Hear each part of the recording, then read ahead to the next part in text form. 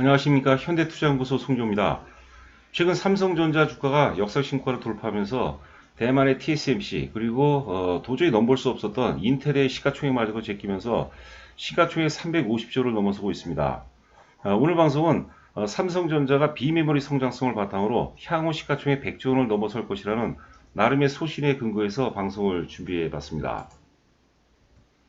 삼성전자는 1980년대 전만 하더라도 TV나 냉장고 정도를 만드는 종합 가전사이즈에 불과했는데요. 1990년대 이후에 반도체 혁명을 출발로 해서 애니콜 혁명, 스마트폰 혁명, 그리고 비메모리 혁명을 통해서 명실상부 이제 세계 초일류 기업으로 자리를 잡는 모습이죠. 이번 그림은 이제 당시 그 혁명별로 주가 상승률을 한번 살펴보도록 하겠습니다. 먼저 90년대 이제 반도체 혁명을 통해서 주가가 800% 급등을 합니다. 당시 이제 그 일본의 NEC라든가 이제 도시바를 제끼고 디램 분야에서 세계 1위를 달성을 하죠.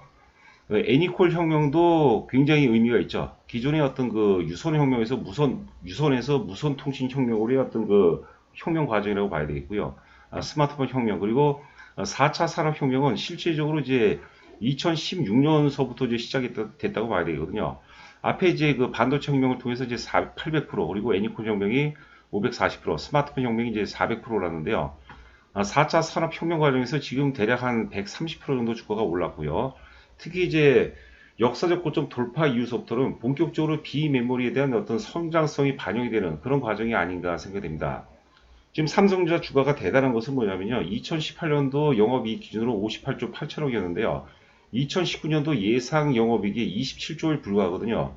2018년도 영업이익 대비해서 반토막인데도 불구하고 역사의 고점을 돌파했다는 것은 대단한 의미죠. 그만큼 미래의 성장성이 굉장히 기대가 되는 그런 어떤 그 상황이 아닌가 생각이 됩니다. 자, 다음 그림을 보도록 하죠.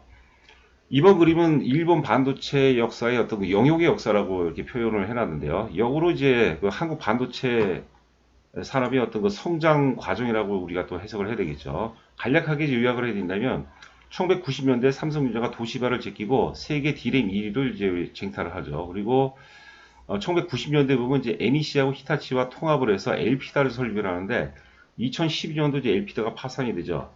이 과정 속에서 이제 그 삼성전자는 계속해서 이제 1위 굳히기 작업이 진행이 되고, 물론 이제 하이닉스 같은 경우는 중간중간에 어떤 그 중간중간에 좀 아픔도 상처도 있고 아픔도 있었지만 하여튼 그 SK그룹이 인수를 하면서 새로운 어떤 그 성장의 도약기를 지금 마련하고 있습니다.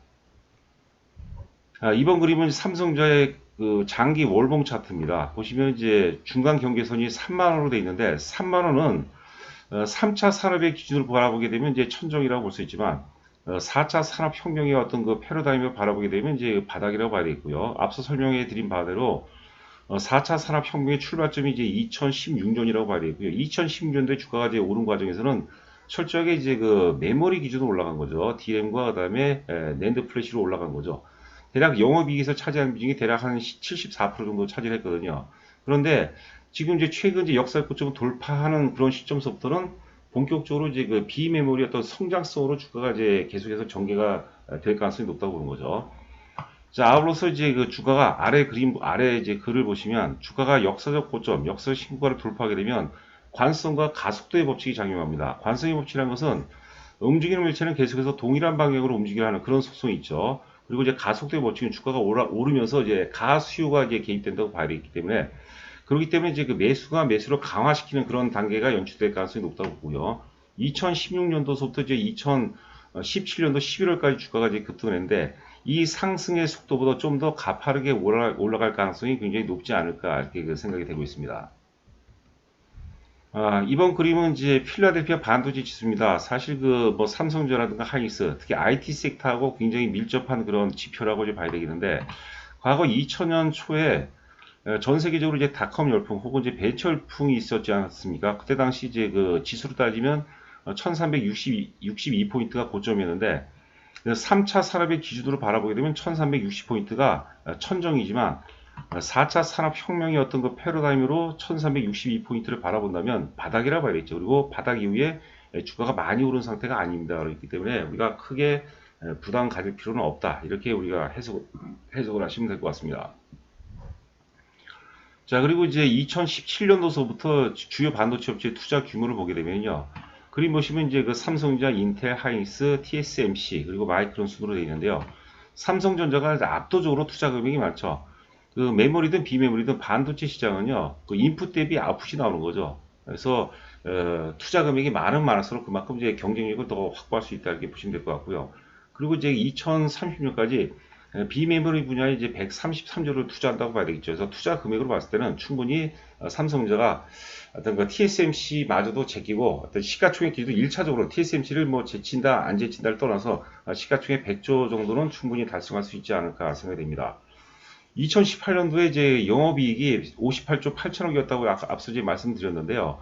순수 이제 반도체로만 봐서는 44조 원이에요, 44조. 그러면 메모리 분야에서 한 50조 정도만 이제 받쳐준다면 충분히 뭐 100조 원 이상은 달성할 가능성이 높지 않을까 이렇게 생각이 되고 있습니다. 자, 세계 파운드리 시장 점유율을 보게 되면 역시 아직까지는 대만의 TSMC가 이제 절대적으로 봐야 되겠죠. 뭐 약 한 50% 정도 차지하고 삼성전자가 한 18% 정도, 그리고 글로벌 파운드리가 지금 3위를 차지하는데, 글로벌 파운드리 같은 경우는 7나노는 포기했다는 얘기가 들리고 있어요. 그건 잠시 후에 또 말씀드리도록 하겠고, 반도체 공정 중에서 노광 공정이 굉장히 중요합니다. 노광 공정 공급사를 보면 ASLM이 이제 독보적이죠. 특히 이제 그 EUV라고 그러는데, EUV는 이제 극자외선 노광 기구인데, 캐논이라든가 이제 니콘 같은 경우는 넘볼 수 없는 그런 영역으로 봐야겠죠. 네덜란드 ASLM이 독점이라고 독점 과정이라고 보면 될 것 같고요. 자, 이게 이제 그 장비 그림을 제가 캡처를 잡은 건데요. 보통 이제 크기가 한 방 하나 정도 크기라고 보시면 될 것 같아요. 장비를 옮기는데 보잉 747기 한 3대 정도가 필요하다는 얘기도 제가 들은 것 같아요. 대당 한 1600에서 한 2000원 정도 하는데, 메이저급 반도체 기업은 한 3, 40개 정도까지 필요하다고 그러죠. 그러니까 규모가 굉장히 많죠. 일반적으로도 한 10개 이상은 구입해야 되는 겁니다. 그렇기 때문에 이제 7나노를 포기하는 경우가 이제 많다고 이제 보는 거죠. 자, 이번 그림은 굉장히 중요합니다. 이제 파운드리 서비스 제공 가능 업체가 급감을 한다, 그런 내용인데요. 과거 45나노 같은 경우는 이제 그 경쟁 업체가 10개가 넘죠. 28나노로 가면서 이제 거의 뭐 반절 수준으로 떨어지고, 14나노까지도 이제 대만이라든가 이제 중국 업체까지 끼고 있는데, 글로벌 파운드리 또 미국사가 되겠죠.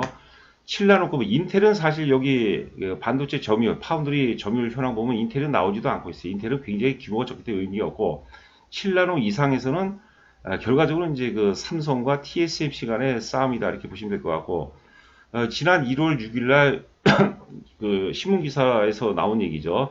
삼성전자가 3나노에 성공을 했고, 2021년도서부터는 본격적으로 상용화가 이제 가능하다. 어떤 고객과의 어떤 그 신뢰도 차원으로 본다면 대만의 TSMC가 또 기존의 어떤 기득권이 있기 때문에 유리하다고 봐야 되는데, 삼성전자가 기술력을 통해서 대만의 어떤 TSMC를 앞설 가능성이 시간이 지나면서 굉장히 높지 않을까 이렇게 생각이 되고 있습니다. 자, 그리고 이제 결국은 이제 그 삼성전자의 신의 한 수는 AI 반도체라고 이제 봐야 될 것 같아요. 특히 이제 그 NPU라고 해서 신경망 처리 장치를 의미하는 건데, 뭐 밑줄 친 바와 같이 사람 뇌의 어떤 신경망을 모방해서 한 번에 수십 개 혹은 이제 수천 개 이상의 연산을 동시에 진행한다고 하죠. 삼성전자가 인력도 뭐 대거 현재 규모에서 뭐 10배 이상 인력도 핵심 인력을 늘린다고 하고요. 시장 규모는 사실 그 2019년도 기준으로 한 10조 원 정도에 불과한데, 2023년 해봐야 지금 이제 한 3년밖에 안 남았거든요. 한 40조 시장이라고 보는데, 사실 이제 NPU가 4차 산업혁명의 어떤 그 플랫폼 역할, 플랫폼이라고 할까요? 하여튼 필수라고 해도 과언이 아닐 정도로 굉장히 핵심 요소라고 봐야 될 것 같습니다. 자, 그런 관련된 그림입니다. 시장 규모가 이렇고, 그 다음에 이제 그 활용 분야가 확장성이 뭐 전체 분야에 사실 해당이 된다고 봐야 되겠죠. 자, 이번에 보는 그림은 이제 굉장히 중요합니다. 우리 강론상으로 굉장히 중요한 그림이라고 봐야 되겠죠. 보시면은 이제 그 시스템 LSI가 이게 이제 비메모리 사업부라고 봐야 되겠고요. 과거 2012년도에 삼성전자 디스플레이 분야가 이제 분사를 했죠. 삼성 디스플레이를 분야를 하면서 나름대로 굉장히 성공적으로 시장에 안착을 하는 그런 모습이죠. 영업이익 기준으로 놓고만 본다면 2018년도에는 이제 그 시스템 사업부가 1,450억 적자였습니다. 적자였고, 작년에 이제 그 8,800으로 흑자 전환이 됩니다. 2019년도에 흑자 전환이 되고, 2020년 같은 경우는 2조 원을 넘어서 2조 6천억 돼 있는데, 본격적으로 그동안에 계속 투자를 했다면 2020년도는 본격적인 어떤 그 폭발적인 투자 회수 구간에 진입한다고 이제 봐야 될 것 같아요. 그래서 아래 이제 글 보시면 2018년에서 2019년도 매출은 20% 증가하는데 영업이익은 대폭 흑자 전환이 됐죠. 이제 규모의 경제가 이제 발생하는 과정이라고 봐야 되겠고, 그리고 이제 주가가 역사적 신고가 돌파와 함께 비메모리가 뭐 다양한 분야가 있겠지만 역시 비메모리가 삼성전자 시가총액을 100조 이상, 100조 이상 넘어설 수 있는 결정적인 어떤 그 상승의 모멘텀으로 작용할 가능성이 높다. 이렇게 해석하시면 될 것 같습니다. 자, 아울러서 삼성전자의 또 다른 이제 신의 한 수는 뭐냐면, 이거는 이제 제가 만약에 이재용 부회장이라면, 저는 삼성전자의 비메모리 사업을 당연히 저는 분산시킨다고 봐요. 그걸 이제 네 가지 논리 형태로 제가 요약을 했는데요. 첫 번째는 분사 형태를 통해서 고객사와의 어떤 신뢰도를 확보한다는 거죠. 지금 파운드리의 최고의 고객사는 뭐 애플이라든가 구글이라든가 넷플릭스, 엔비디아 뭐 이런 회사, IBM, 뭐 퀄컴 이런 데가 되겠죠. 그런데 특히 이제 애플과의 상관관계 보면 애플과 삼성전자는 스마트폰 분야에서 결정적인 어떤 경쟁 관계가 있어요. 그러니까 그 애플은 우리가 팸리스에서죠. 그 설계도를 삼성전자에 넘겨줄 수가 없죠. 삼성전자가 몰래 카피를 뜨게 되면 애플은 치명적인 어떤 그 상처를 입기 마련이죠. 그렇기 때문에 신뢰도 차원에서 삼성전자의 어떤 그 비메모리 분야, 파운드리를 분사하면 굉장히 유리하다고 봐야 되겠고요. 두 번째는 이제 디스플레이 사례, 삼성 디스플레이 사례에서 볼 수 있듯이 디스플레이는 분사를 통해서 나름대로 어떤 그 규모의 경기를 시현했다고 이제 봅니다. 뭐 의사결정 과정도 굉장히 빨라졌다고 이제 봐야 되겠고요. 세 번째는 이제 나스닥 상장 얘기도 예전에 좀 나오고 있는데요. 삼성전자의 지금 현금이 한 99조 정도라고 제가 알고 있는데 비메모리에 133조를 투자한다고 그러죠. 그러니까 자금이 사실 딸릴 수밖에 없어요. 그런데 나스닥 상장을 통해서 자금 확보를 하죠. 자금 확보 차원에서도 결국 신의 한 수가 아닌가 생각이 되고요. 마지막에는 이제 그 나스닥 상장 이후에 물적 분할을 한 다음에 그 애플이라든가 구글 혹은 퀄컴, IBM, 뭐 넷플릭스, 엔비디아 이런 회사를 지분 출자를 하게 되는 거죠. 애플 뭐 10% 주고 구글 10% 주고 뭐 이렇게 나눠서 주게 되면 그 같은 패밀리가 되는 거죠. 그렇기 때문에 이제 고객 신뢰도를 확보할 수 있는 굉장히 좋은 어떤 그 기회가 될 수 있지 않을까 이렇게 생각이 되고 있습니다. 자, 그래서 이제 단순하게 우리가 종합해 본 결과 2018년도 기준으로 그 전체 영업이익이 58조 8천억이었는데요.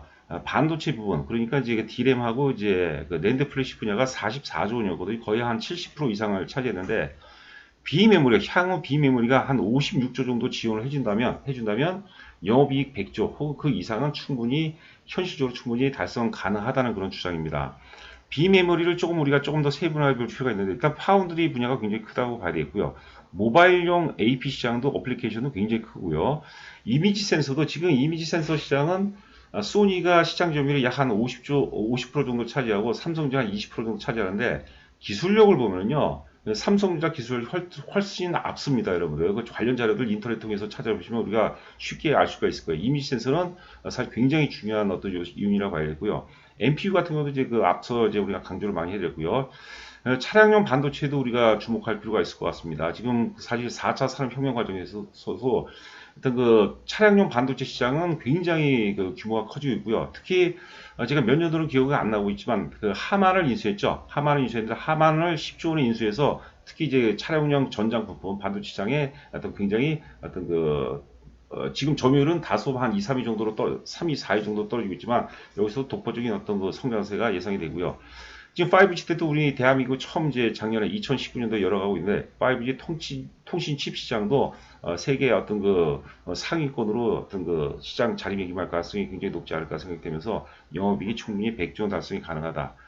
자, 이렇게 보시면 될 것 같습니다. 그리고 그 외에 이제 그 삼성전자 비메모리와 관련된 회사들 한 4개 정도를 요약을 해봤는데요. DB하이텍은 이제 4차 산업 중에서 이제 파운드리의 특화가 된 기업이라고 봐야겠죠.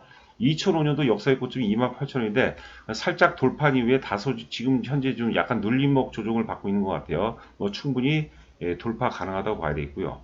네페스 같은 경우는 이제 그 반도체 후공정 중에서 패키징 쪽에 이제 특화된 기업이고요. 특히 PLP 관련해서 약간 그 퀘스천을 통해서 약간 시장의 의심을 통해서 주가가 좀 빠졌던 것 같은데 여하튼간에 PLP라고 이제 우리가 패널 레벨 패키징이라고 하거든요. 독보적인 어떤 기술적 바탕에서 성공을 한다면 비메모리 성장성을 바탕으로 주가가 크게 도약할 가능성이 높지 않을까 생각이 되고요.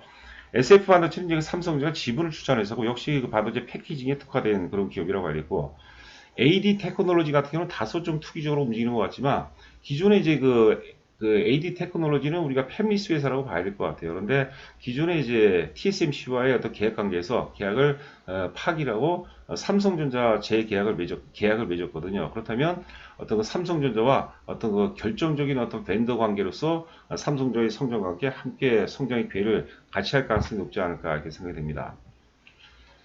자, 그리고 이제 국내 비메모리 밸류 체인을 보시면요. 제 원익 몇 개 정도만 살펴보도록 하죠. 원익 IPS가 또 굉장히 좋죠. 원익 IPS. 원익 IPS도 이제 그 삼성전자가 지분을 출자한 회사고요. 테스도 이제 CV 관련해서 굉장히 어떤 글로벌 경쟁력을 갖고 있고요. 삼성전자와 결정적인 또 밴드 관계에 있습니다. 기타 이제 테스나도 이제 테스트 쪽에서 이제 삼성전자와 굉장히 관련도가 높다고 봐야 되고, 뭐 네페스는 이제 앞서 설명을 해드렸거든요. 그래서 일단 그 삼성전자를 주력으로 하되 또 삼성전자가 무겁다고 생각하시는 분들은 이제 다양한 어떤 중소형주들이 많은데요. 이왕이면 삼성전자가 지분을 출자한 회사 그리고 삼성전자하고 굉장히 돈독한 어떤 그 밴더 관계에 있는 그런 회사 중심으로만 우리가 매매할 필요가 있지 않나 이렇게 생각이 됩니다. 자, 구독과 좋아요 부탁드리면서 방송 마치도록 하겠습니다. 감사합니다.